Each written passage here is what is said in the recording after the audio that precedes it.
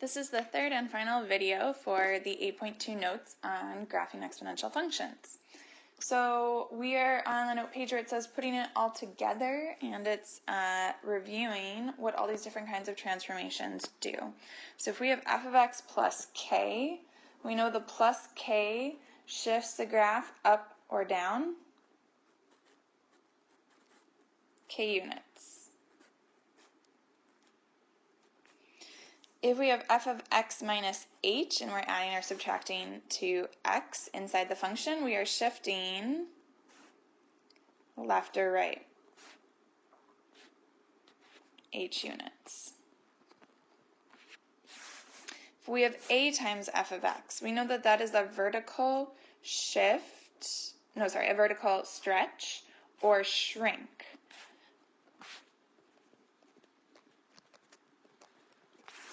By a. So for the stretch, that's if the absolute value of a is greater than 1. A shrink is if the absolute value of a is less than 1. So like 1/2, 1/3, 1/4. Negative f of x is a reflection. And f of negative x is also a reflection.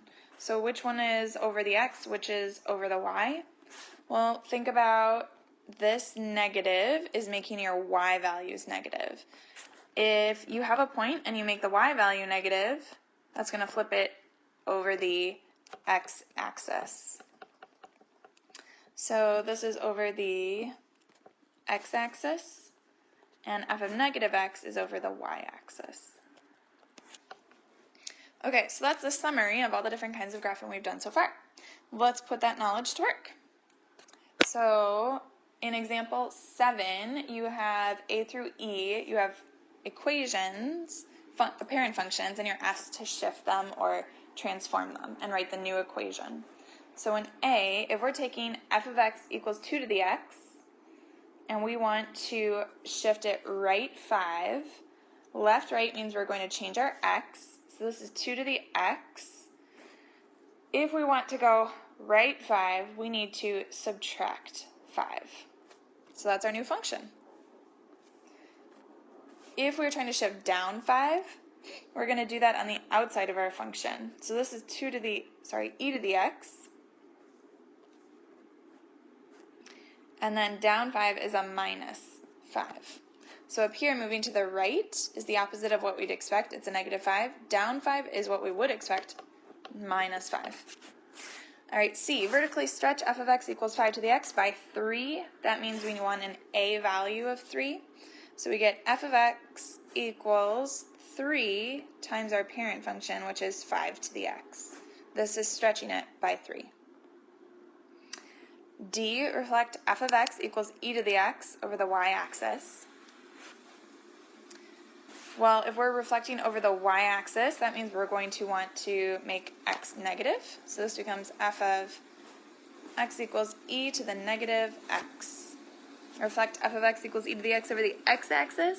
We want our y values to become negative, so it goes on the outside, negative e to the x. In the next section, you're supposed to describe the transformation based on the equation. You should try to do this on your own first without listening to the video, and then check your work afterwards. Okay, so I'm moving on, assuming that you have already done these problems on your own and now you're just checking them. Given f of x equals 2 to the x plus 1 minus 3, this plus 1 is going to shift the graph left 1, and minus 3 is shifting down 3 units. In B, you have a 3 as your a value, so it's being vertically stretched by 3. And the minus 1 is moving you down 1 unit. We know it's down and not left or right because it's on the outside and isn't affecting x. C, a 1/2, you are vertically shrinking by a 1/2.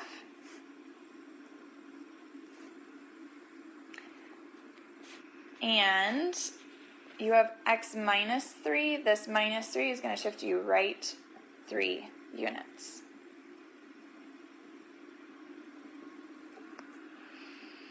Okay, D, you have a negative out front. That's going to be a reflection over, and since it's not affecting x and it's affecting your y values instead, it's a reflection over the x-axis.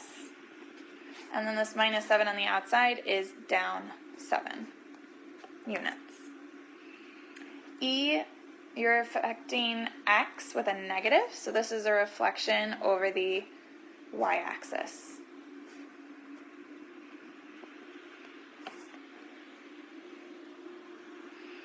Okay, if you have questions about any of those, feel free to post them on Edmodo. On to the final section, sketching. So when you are asked to sketch a function, I don't expect you to plot every single point. I would expect to see the key points and horizontal asymptotes. So here it says state domain, range, and horizontal asymptote. We have 2 to the x minus 3. The first thing I want to think about is a horizontal asymptote. My graph is being shifted down 3, so instead of a horizontal asymptote at 0, it's going to be at negative 3. So that's one thing I definitely want to be thinking about when I graph my function. Okay, so I'm going to graph a horizontal asymptote at negative 3. Now normally, our key points would be 0, 1, and 1, comma, b. Our b value is 2, so this would normally be at 1, 2. But we've shifted down 3. That means this becomes 0, negative 2. And this point becomes 0, negative, 1, negative 1. So I subtracted 3 to get negative 1, subtracted 3 to get negative 2. So when I go to graph this, I want to plot a point at 0, negative 2, and at 1, negative 1. And then I know I'm going to approach my horizontal asymptote, and then going up as we move to the right. That's all I would expect for a sketch of this graph. So a clearly labeled horizontal asymptote and your key points that have been shifted. Okay, so let's do domain. Still all reals, negative infinity to infinity. Range, negative 3 to infinity, because negative 3 is our horizontal asymptote. That's the lowest value we're approaching. Okay, next up, let's do part B. F of x equals 3 times 2 to the x. Horizontal asymptote, it hasn't been shifted up or down, so it's y equals 0. Key points, usually at 0, 1, and 1, comma, b. Here our b value is 2. We have an a value of 3, which means that this is going to be 0 times, think about it as 3 times 2 to the 0. 2 to the 0 is 1, so this just becomes 3, right? This key point becomes 0, comma, our a value. And here it's 1, comma, and then 2 times 3, so 6. Those are the key points we're going to want to graph. Okay, we know our horizontal asymptote is the x-axis, so I'm going to mark that off in yellow. And on my y-axis, I need this to go up to 6 at least, so 4, 5, 6. If you can get higher, even better. And 1, 2, 3, 1, 2, 3. Okay, so I have a key point at 0, 3, and a key point at 1, 6. I know I need to go towards my horizontal asymptote and up towards infinity. And that's my sketch of 3 times 2 to the x. We need to do domain and range. Domain and range, well, domain is still all reals. All exponential functions are all reals. The range, the lowest value I approach is 0, and I head towards infinity. Okay, part C, 2 to the x minus 3 and negative 2 to the x minus 3. Well, let's think about what this x minus 3 means. It means I'm being shifted right 3. So when I go to do key points, instead of 0, 1 and 1, comma 2, I'm going to change my x values. I'm shifted right 3, so this is going to be 3, comma 1. And here I'm shifted right 3, so it's 4, comma 2. All right, we know, let me graph. big graph here. Okay. We know we need to at least go to 4. Mark that as 4. All right, and we need to go up 1, 2, 3, 4. 1, 2, 3, 4. So we know our horizontal asymptote is still y equals 0, or the x-axis, because we haven't shifted up or down. And let's get ready to plot these points. So 3, 1, oops, let's switch over, 3, 1, and 4, 2. Then I know I'm going to need to come towards my horizontal asymptote and go up. I could figure out what my y-intercept is by plugging in 0. So plug 0 in for x. You have 2 to the 0 minus 3. So it's 2 to the negative 3, which is 1 over 2 to the third, or 1/8. So this y-intercept is 1/8. Okay. Next up, we're asked to graph negative 2 to the x minus 3. That negative reflects it over the x-axis. So my points become, instead of 3, 1, if it's been reflected, 3, 1 will become 3, negative 1, and 4, 2 will become 4, negative 2. It's just being reflected. Okay, so my y-intercept would be negative 1/8. I still have the same horizontal asymptote, and this still heads towards infinity as we go down, but this time instead of positive infinity, it's negative infinity. If you were just originally given this negative graph, you might want to sketch the one in green first and then do the reflection, or you can go straight to the reflection. It's up to you. And you can either remember these key points, or you can plug in values just like we did for x equals 0 when we were trying to figure out the y-intercept. Okay, let's do domain. So domain for both of these is negative infinity to infinity, or all real numbers. The range for f, the lowest value is 0, the highest value is infinity. The range for g, the lowest value is negative infinity, and the highest value is 0. Okay, let's go up to D. We have negative e to the x. Now remember I introduced e in video 1. E is about 2.71, and so we just use it as our base, as our constant. So the key points, normally I have a key point at 0, 1, and 1, comma, our b values. So in this case it would be e. 2. Oops, so let's mark off some tick marks for our graph. We're going to have a key point at 0, 1.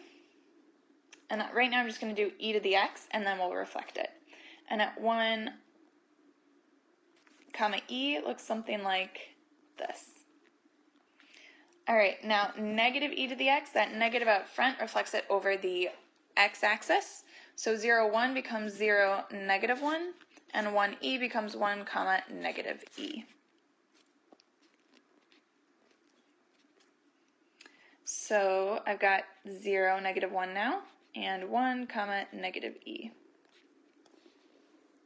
And it's still going towards the same horizontal asymptote. This still goes to infinity. So this one in blue is the graph of negative e to the x. Domain, all reals. Range. The range for the graph that we were supposed to do is negative infinity, because it's going down to negative infinity here, to 0. 0 is the highest possible value. Horizontal asymptote is still y equals 0. All right, on to E. You should try this one on your own and then come back and check the video. Horizontal asymptote, instead of y equals 0, our graph has been shifted down 1. So our horizontal asymptote is going to be negative 1. Key points, we usually have a key point at 0, 1, and 1, comma, b. Our b value is 2. But these are being multiplied by 3. So this becomes 0, 3, and 1, 6.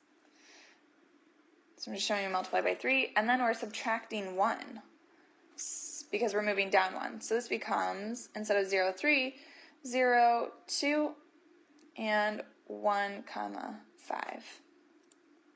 So those are the key points that we want to graph. So let's make sure our y-axis goes up to 5, maybe 6. And our x-axis, I'm going to mark off to 4. We want to mark our horizontal asymptote as being at -1. I want to make sure that's really clear. And put a point at 0, 2, and 1, 5. We could maybe also plot a point at -1, so you could do 3 times 2 to the -1 minus 1. Well, that's 3 times 1/2 minus 1. This is going to come out to be 1/2, or 0.5. And then we know it's going to head towards our horizontal asymptote, so it looks something like that. All right, we already did the horizontal asymptote. Domain, still, all reals. Range, the lowest possible value is -1, highest is infinity. All right, final graph. You should see if you can do this one on your own again, and then check back here. X plus 1 means we're moving left 1. Moving left does not affect our horizontal asymptote, so the horizontal asymptote is still going to be y equals 0. Our b value here is 3, so our key points, instead of 0, 1, and 1, b, we have 1, 3. We've shifted left 1, so that's going to affect our x value. So this becomes -1, 1. Shift left, so 0, 3. I put some tick marks on the graph, and now we're ready to plot the points. So actually before the points, I'm going to draw in my horizontal asymptote at 0. Okay, now -1, 1 is a point, and 0, 3 is a point. So now I'm going to come down towards my horizontal asymptote, and then head up towards infinity. So we can tell our graph has been shifted left 1. Domain, still all reals. Range, 0 to infinity. And we already listed the horizontal asymptote. So there you go. Now you're ready for the homework.